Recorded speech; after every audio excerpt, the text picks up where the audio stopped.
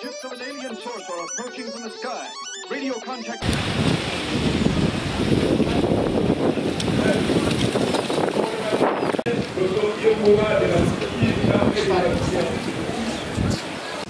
Et qualités respectives, nous ne pouvons, au demeurant, qu'à nous faire l'obligation morale de vous remercier de votre admirable présence de tout cœur pour l'intérêt particulier que vous accordez à l'armée des bâtisseurs tshisekidistes, en dépit de vos multiples occupations diverses. Nous formulons en outre le vœu le plus sincère que vous ne ménagerez aucun effort pour nous encourager à cette œuvre altruiste. Que vive la République démocratique du Congo, que vive l'IDPS, l'ABD. Merci pour votre attention.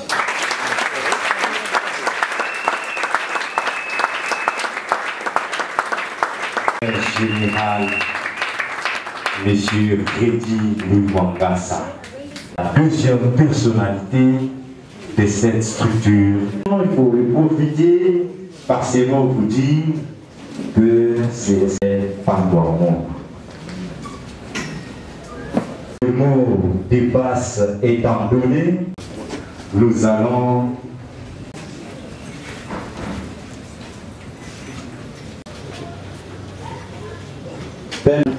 venez de nous les structurer. L'armée de bâtisseurs tshisekidistes, c'est importante, je le sais bien. Bokumi amona mwana bongoma mikuna nasima nasi bosali yango bopesi na soki mpe UDPS viva! UDPS viva! Viva Tshisekedi, héros national, père de la démocratie en République démocratique du Congo, Fachi, chef de l'État. Maboko makasi pona biso moko.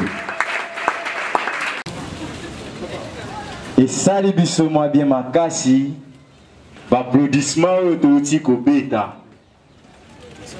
Il faudrait datu oyo ekotika la kofunga biso jamais na bitu na vie. Coordonnateur national Diabanza, national Diabanza. Pour na kubenga ngai réellement na komeka ko partager l'assistance temo yo ya makasi ba mengi kopesa le rôle que doit réellement jouer les mouvements associatifs dans l'acheminement d'un parti politique. J'estime que dans le contexte actuel, il est réellement difficile pour la biso d'aborder le thème de la manière dont nous l'avons prévu. Et là, on dit que les biso en difficulté.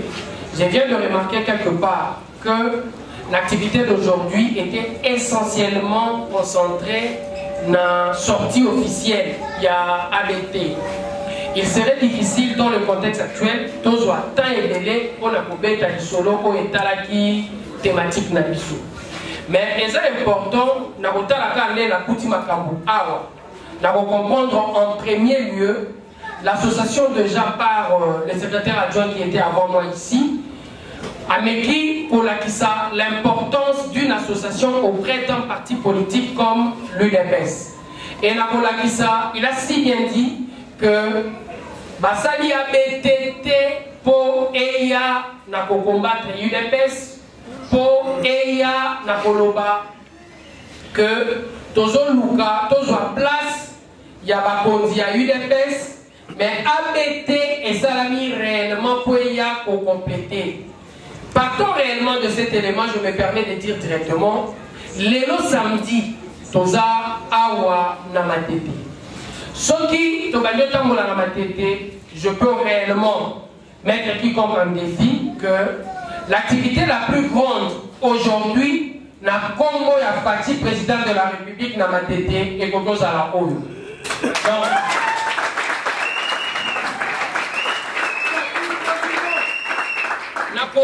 mon logo la initiateur a réellement idée pour comprendre que à Bengisi UNC, à Bengisi UDPS, à Tali ABT, organisateur Loulou, Bavandi pour batala, qu'est-ce qu'ils peuvent réellement faire pour permettre de rayonner l'action du chef de l'État, c'est déjà une très bonne chose. Aujourd'hui, il y a une réunion, il y a section, il y a UDPS sur l'ensemble du territoire national. Et l'UDPS a tant que parti sur l'ensemble du territoire national, tous les loulou partout, les lots à la même heure. Et les lots n'est toujours pas traditionnels, tous dans le siège national, il y a une matinée politique. Et la matinée politique de l'UDPS, et c'est la matinée, tous les sectionnaires va se déplacer vers le siège du parti parce que le président a eu temps de Moussoussa. Mais, National Fils Moukoko, na initiative a mis pour Sabat dans ma tête et puis à sa mobilisation, il y a Bouyé pour sa première sortie, c'est quelque chose à féliciter. Et j'estime quelque part, idée majeure, il y a parti politique et ça conquête à pouvoir. Sauf aujourd'hui, dans le contexte, il y a un mot pour comprendre que l'UDPS est déjà au pouvoir. Pendant 5 ans, l'UDPS va gérer ce pays. Et l'UDPS va gérer ce pays, l'UDPS en tant que parti, Yemoko, a vu Bokondi, na Bokasi na Yemokote, a Sanganaki, na Koba Lingomba, Oyo Mabengi, cash. A vu Bokondi wana na cash. Tant a vu Bokondi na cash. UDPS différemment la cash, il aura réellement un rôle. L'UNC différemment la cash, a aux arapés un rôle. Cash, Yende et sa famille, Oyo et suis présidence de la République. À la différence avec la gestion précédente, Oyezaraki, il y a majorité présidentielle passée, Bazaraki, la présidence, la majorité parlementaire. Bazalaki gérer Mboka réellement la vision ya Bango Moko. Dans le contexte Toza, la majorité parlementaire est revenue à l'ancien régime. Et nous cache, nous avons réellement la présidence. Nos partis à nous respectifs, et ça a devoir ya comment na nini faut relayer l'action du chef de l'État dans la majeure partie de la population congolaise. Na bateau va voter qui bichoté, bayo et la gestion par le travail que va faire réellement l'UDPS et l'UNC. Ce qui te sali Mosalawana et pour permettre la Congo tout entier dans 3 ans, 5 ans, va adhérer l'action à chef de l'État. Pour même mon continent pouvoir, ba sali Mosala ya ko expliquer na ba Congolais efficacité au ezalaki na gestion ya Félix Tshisekedi, président de la République. Si on s'attend que l'œuvre humaine dans un pays de 2 345 000 km² avec à peu près 80 nous doit quitté ABT à juillet, abandi pour former la politique, abandi pour permettre le pédamotoana à même un message à UDPS, place yo UDPS alingaki kokomisate na ndako ya moto yo ABT a gagné par son action, par son discours. Et je crois réellement les associations comme ABT, Baza, na Tozana Posa, Yamobakisa Bango, et en plus, l'UDPS a un devoir, Yamotala Lolengeni Nifasala, pour soutenir l'association locale ABT et pour Tabetele, Bata la Kandenge Nini, pour combler place yo, IDPS, Abimi, moins faible. Viva! Viva! Wana viva ya bato opposition. Na nina yo ba viva ya bato pouvoir. IDPS viva! Viva! Balinga kiba boma IDPS. Balinga tema. Etene. Toko la toko kanisa etene.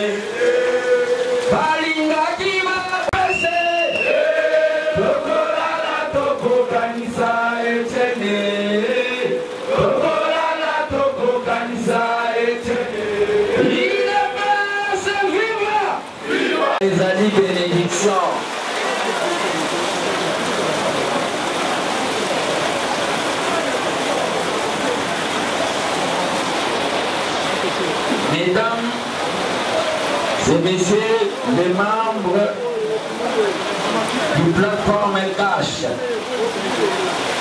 messieurs les représentants de l'UDPS extérieur, messieurs les membres de la présidence du parti, messieurs le président du Parlement debout, messieurs les membres des mouvements associatifs d'appui à l'UDPS, mesdames et messieurs membres du comité national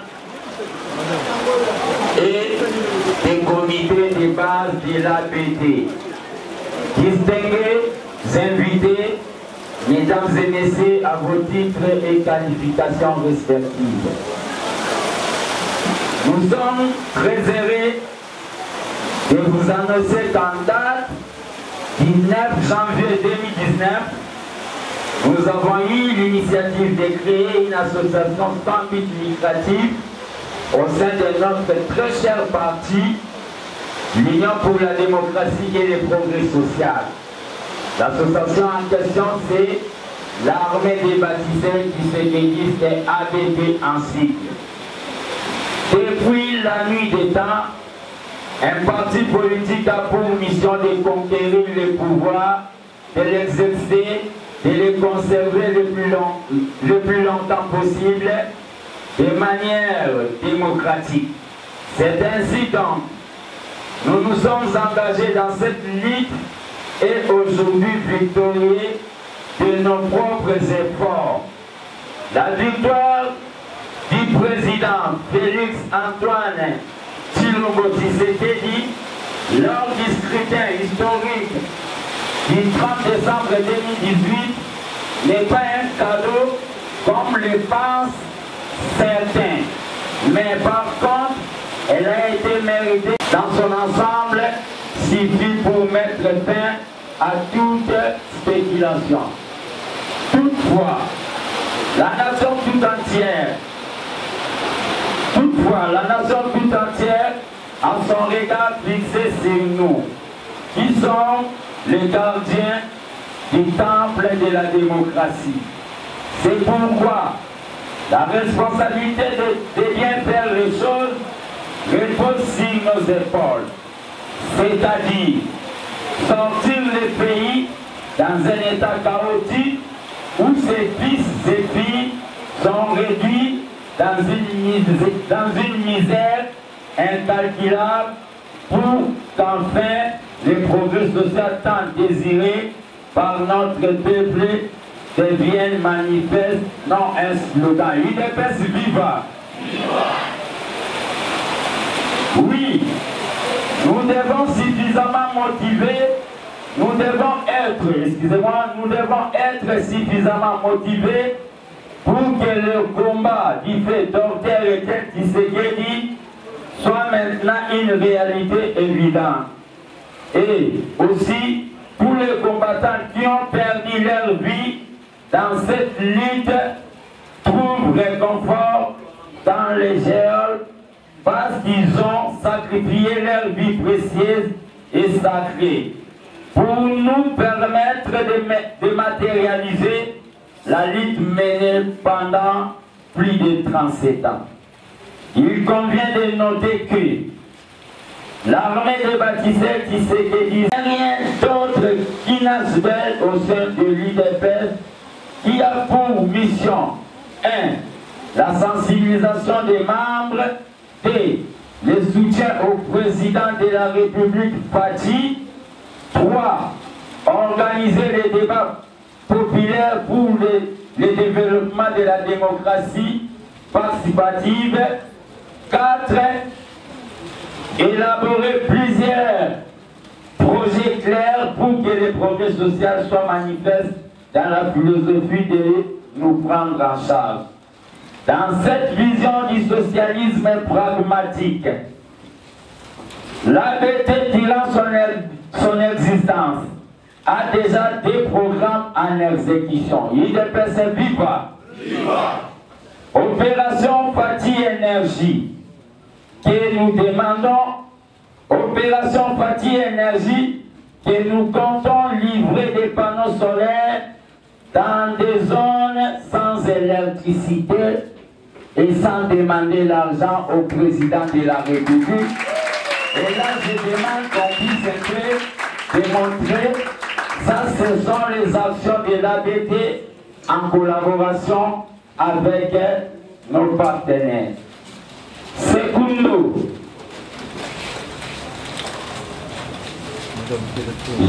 Parti énergie que nous comptons livrer des panneaux solaires dans des zones sans électricité. Secundo, l'opération Parti Santé qui envisage la création d'une polyclinique dénommée les Trust parlementaires de l'IDPS dans la vision de mettre en place une mutuelle de santé pour tous, une mutuelle de santé pour tous avec d'autres partenaires de bonne foi. Toujours sans influence du président de la République. ABT, viva! L'objectif est de devenir une machine politique pour réguler certains dérapages sociopolitiques. L'ABT constitue aussi une sorte de groupe de pression, une sonnette d'alarme pour nous pousser nous-mêmes, l'IDPS, à bien faire encore les choses. L'IDPS est viva, car nous n'avons pas droit à l'erreur. Comme dit-on, la confiance n'exclut pas le contrôle, et encore, qui aime bien châtie bien. Lorsque nous étions encore dans l'opposition, on était des donneurs de leçons. Maintenant, l'opportunité étant, l'occasion nous est offerte pour faire la différence. C'est ainsi que l'ABT sera un obstacle réel pour ceux qui s'écarteront du droit chemin, c'est-à-dire de la philosophie du peuple d'abord, inspirée par notre père Étienne Tshisekedi Wamulumba, heureuse mémoire. Un grand homme politique français, je cite Charles de Gaulle, dans une constitution, il y a l'esprit et la lettre, mais c'est l'esprit qui est le plus important.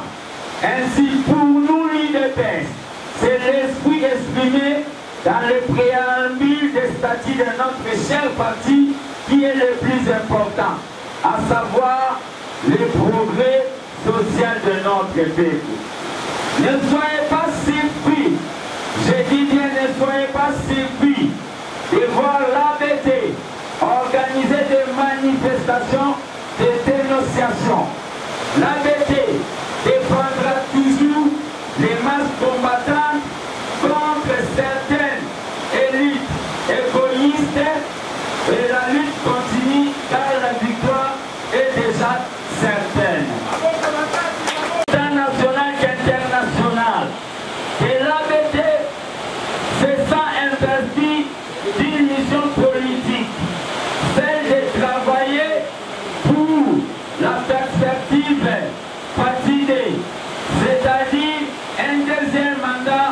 C'est pourquoi nous disons l'ABT, l'avenir c'est maintenant. L'ABT, l'avenir c'est maintenant. N'ayokite, l'ABT, l'avenir c'est maintenant. L'ABT, l'avenir c'est maintenant. Nous devons fonctionner non comme un mouvement de loisirs, mais plutôt comme les yeux et les oreilles du chef de l'État, Félix Antoine Tshisekedi Tshilombo Fatou. Et je vous demande d'applaudir fort.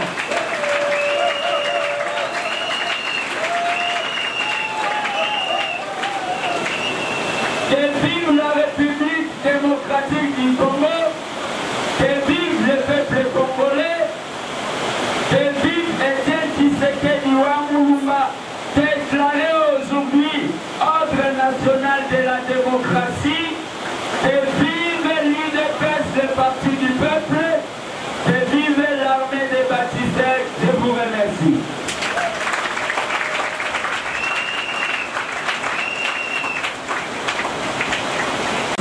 Tshisekedi. Ne soyez pas surpris si l'ABD organise des marchages pour les gens qui s'écarteront. Malobana, coordonnateur national pour représenter comité, n'est-ce pas? IDPS viva! Mais tellement que Nzamba Tshisekedi azala kaka abikisaki biso kobetela Nzambe wa maboko s'il vous plaît.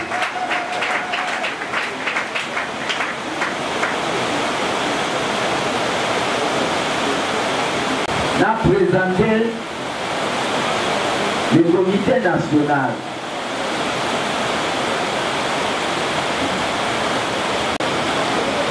Ba membre ya comité national ya ABT on a ponaki pona mbongo te pona kitoko te mais po balingi changement balisusu mpe bazalaki bamembre ya lamuka lelo bamoni ke pati alobi aza président ya bato nyonso balobi ke bakoya kosoutenir ye na association oyo babengi ya les bâtisseurs mais la majorité na bango bazali oyo balobi bamembre ya UDPS. UDPS viva! Nakobenga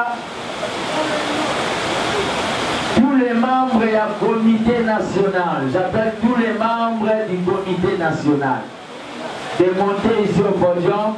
Les bazomata, ceux qui bango tout à côté, vous pouvez être là-bas s'il vous plaît.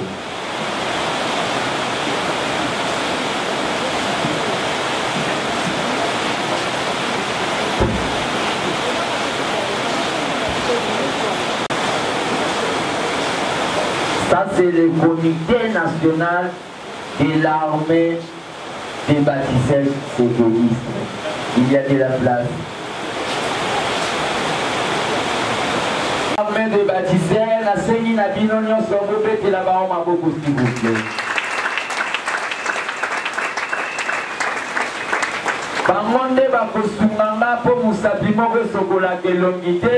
Les bâtisseurs, il faut travailler dans vos côtés.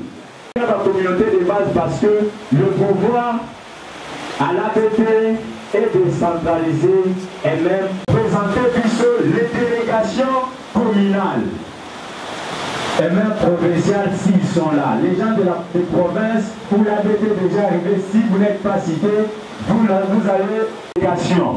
Les délégations, je dis bien, il y a pas comité de base. Viva! Viva!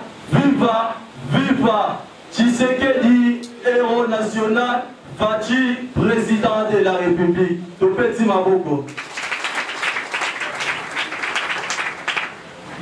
Ndenge Tolobaki, Lelo Ezande Lelo.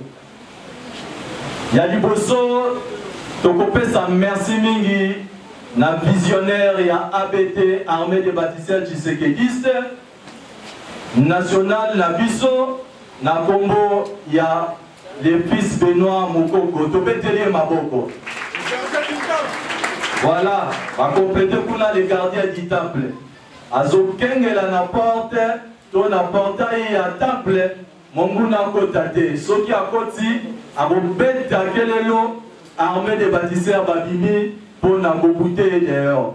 ABT viva! Viva!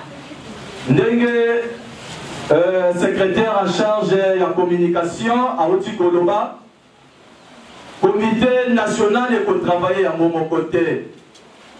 Binoboko Bozali Komona, plein à craquer oyo, ABT à Betty, na Katia Saloyo, c'est pas donné à tout le monde. To Bete Libisomono na Maboko. Félicitations à ma cordon Nyonso.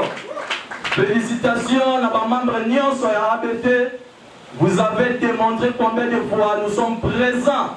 Dans l'ordre d'arrivée, il y a ma commune Nabiso, Toko Télémisa Liboso, coordination il y a Makala, puis ma membre Nyonso ya Makala, puis Toko Bete la Bango Maboko pour la présence de la Bango. Félicitations, délégation Nyonso ya Makala, félicitations. Félicitations Lemba, félicitations Lemba. Ok. Côté. Il est presque vivant. Ok, c'est bon. Donc, je pourrais donner un petit témoignage de Fils Mukoko avant d'introduire. C'est quelqu'un que j'aime beaucoup. Nani pesa moi témoignage muke ya Fils Mukoko. Nalandaka ye mingi utala bamboka musika. Et la Monique, c'est quelqu'un qui a la tête, à l'Indimboka, à l'Indimba Congolais. Il est presque vivant. Yangwana Robaki, le rôle à l'Indimbo Namboka, à l'Indimbo soutenir l'action naé, le voyage pour soutenir ABT, dans moi, mon quai, tout ça, Nango, pour la construction à chef de l'État, dans le cadre de l'empathie énergie. Donc, la date qui me pose Namboka, dans le cadre du discours naé, à l'Obaki, ma cambia énergie. Il est presque vivant. Il y a un tolobi, tozaï la minité, mais tu reçois 5 kits solaires pour le Moniona. Tozaï la société, il y a un panneau solaire awa, pour le Tokokinekokabolango, na 5 différents communes Oyo. Courant égalité, Oyo Mwinda égalité, Tokotia Bakitouana Kuna. Parce qu'on a pu charger à ta téléphone pour la base à la contact, il est presque vivant.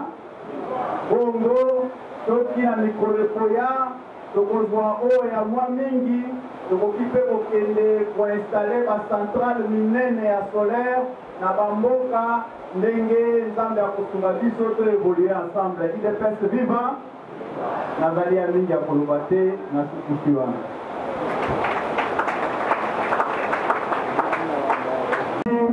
Na bandeko nyonso oyo bauti bisika musika bandeko ya Maluku. Maluku, présence forte ya ABT. Tu sentais que ABT est aimé à Maluku. Tu beteli bandeko ya Maluku maboko makasi. Bandeko ya Kimaseke, bandeko ya commune Mususu, Bandal, Bana Paris, Leba, commune Abaïn. Merci beaucoup. Merci beaucoup, maman Marie. Tout ce pays, sa maman Marie.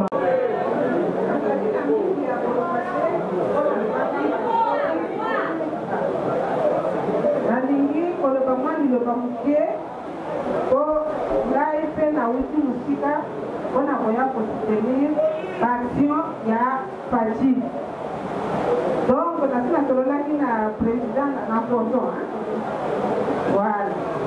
Ote tango Fachi a prêté serment à Salaki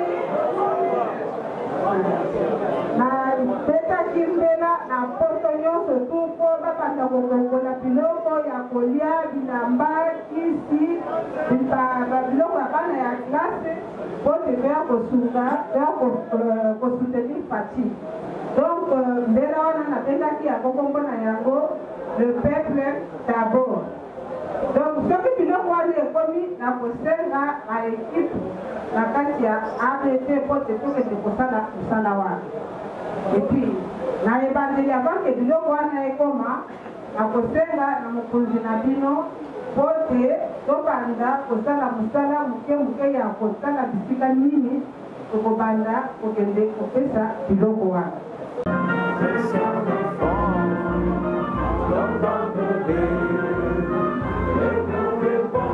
Dans la paix, au peuple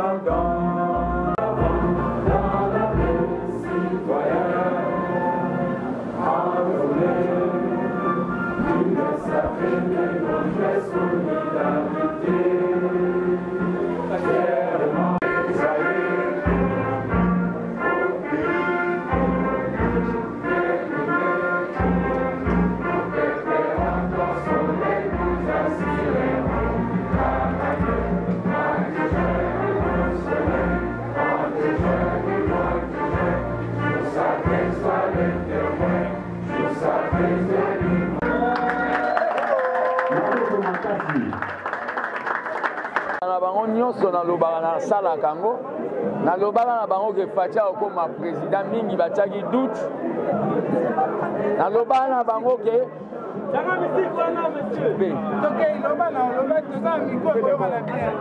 na ye déconcentré ngati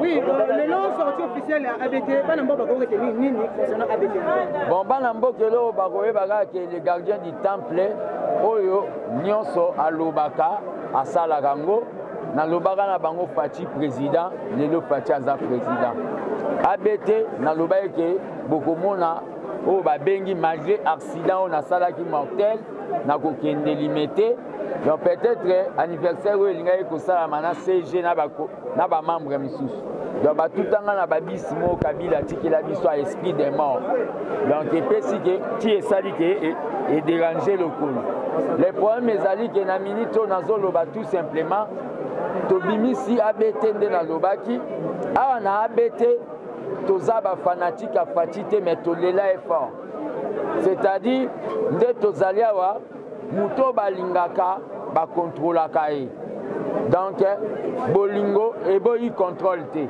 awa na ABT toza mpona kosunga Faci asala bonne gouvernance azwa oyo babengi deuxième mandat ekozala plaisir mingi mpona bayebanso bakufa na komba ya UDPS. Donc office mokoko omona démonstration oyo osali lelo na sortie officielle yike baprovince ebele na bacommune nyonso ABT akomi eza nini sekele eza nini okomi prophète ou bien ozosala likambo nini na non le problème ezali omoni ngai nde nalobaka ezaki nga naza vraiment secrétaire national chargé de la mobilisation nommé par Faci te mais nommé par ye moko papa Faci Etienne Docteur omoni siko muto Tshisekedi azwa vraiment alobi salelanga mobilisation ya parti ya 37 ans makambo wana eza makambo ya mike dimension na nga eza dimension ya baprésident baparti politique ebele oyo basangana na lisanga na boyebi kombo mais nazolinga naloba boye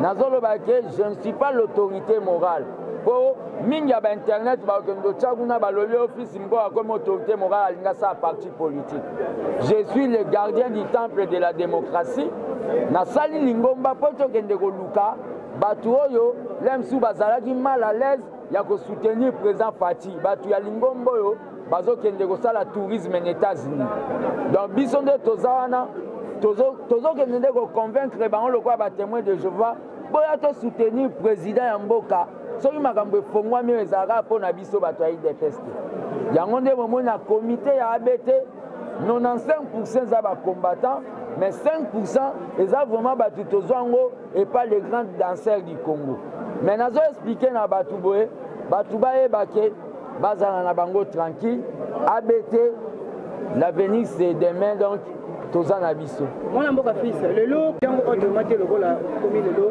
secrétaire et coordonnateur ya ABT bakojuge yango autrement te nakutana na président Faci pour la deuxième fois nakutana na ye na cadre ya structure ya ABT mpe nazokende okutana na président Faci mpona apesa sikoyo lokola sortie officielle esalami mpona kende opesa ye oyo babengi cahier de charge ya oyo tosalaki badescente à la base omoni bakaye de charge mosusu baprogramme esalamaka na biro ya bato bavandi bien climatisé bayebi te ke courant ezalaka te mais biso tozwaki temps avant bomona bato ya bacommune ebele boye tozwaki temps ya kokita na bakimbanse ke toyeba badifficulté na bango eza nini donc tokepesa président de la république cahier de charge wana dans quelques jours ekozala esengo mingi sangani ya lamuka na kashi omoni bapiège boyaka nango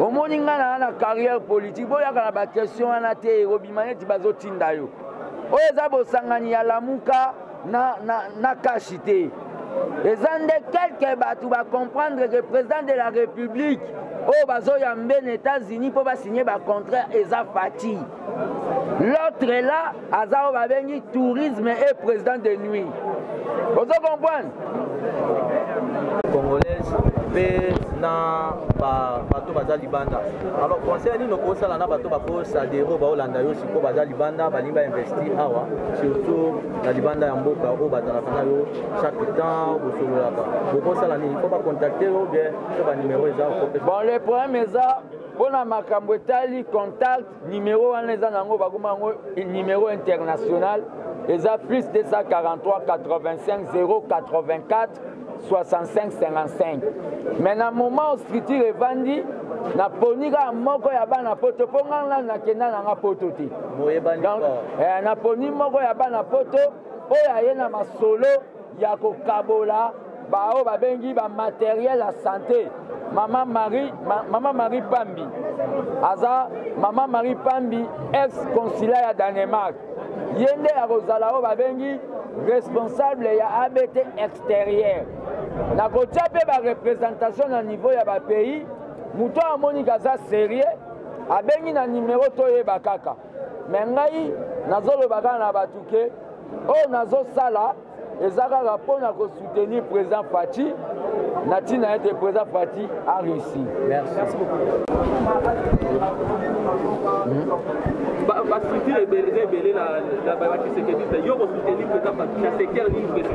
Ouais, on soutenu président Faty d'abord la vision na yo aloba éducation patriotique tokobanda ko sala o na otaki koloba ngo na discours na lopoto ya français tokobanda ko sala o babengi ba forum pour nous expliquer peuple comment balingaka mboka na bango. Mais entre biso pe ABT tozana makanisi ya ko lancer o babengi ba projet na philosophie ya ko kende sa présenter pesa biso na tina to salame na sombaji na biso ezali tokota kinzonzi na kevona na ndenge ba Congo balobaka totie $1 multiplié par autant et ko permettre na biso to sala action. Donc eza ba biloko moboye bonga vraiment naza tiserediste pur yango ndozomona ko soutenir président Faty eza na ba optique ebele to kozwaka temps ya ko décortiquer yango. Bon, nous venons de faire la sortie officielle d'une structure d'un mouvement associatif de l'UDPS, l'armée des bâtisseurs tisérédistes ABT. Nous sommes là pour soutenir le président de la République. Ships of an alien source are approaching from the sky. Radio contact.